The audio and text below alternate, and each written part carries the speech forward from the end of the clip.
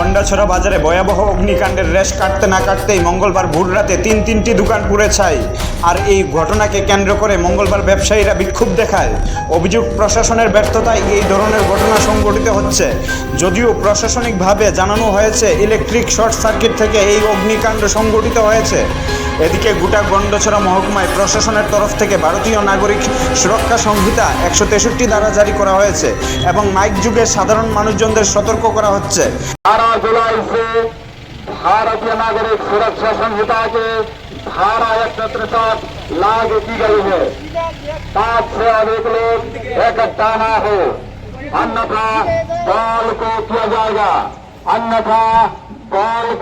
जाएगा। গন্ডছড়াতে ঘটে যাওয়া একের পর এক ঘটনাগুলি রুখতে পদক্ষেপ নিচ্ছে প্রশাসন, কিন্তু স্থানীয়দের অভিযোগ প্রশাসন এই ক্ষেত্রে ব্যর্থ। কারণ রাত জেগে নিজ নিজ গ্রামের দায়িত্ব নিতে হচ্ছে স্থানীয়দের।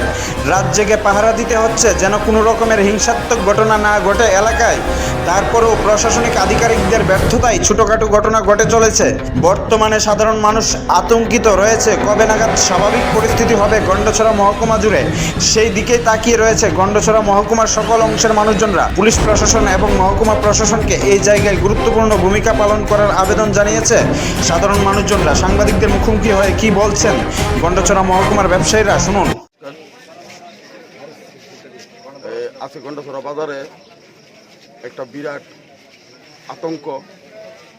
আগামীকালকে গন্ডাছড়া প্রশাসনের তরফ থেকে গন্ডাছড়া সকল ব্যবসায়িকদের আশ্বাস দিছিল যে সবাই দোকানটা খোলার জন্য।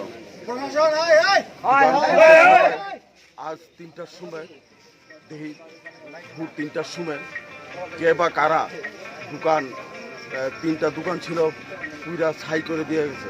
প্রশাসনের উপর আমরা কেমনে আস্থা থাকবো? আমরা বিশ্বাস করি না, চাই না। হ্যাঁ, আমাদের নিত্যদিনে যে ডিউটিদার ছিল গন্ডাছড়া মার্কেট অ্যাসোসিয়েশনের পক্ষ থেকে নিত্যদিনের ডিউটিদার ছিল 10 জন 12 জন করে থাকতো। প্রশাসনের উদ্যোগে ওই ডিউটিদার ছিল না। হ্যাঁ, প্রশাসনের গাফিলতি। আমি প্রশাসনকে পুরোপুরি দোষী। আমি প্রশাসনের কারণে গন্ডাছড়া বাজারে আজকে এই সব ধরনের ঘটনা ঘটে।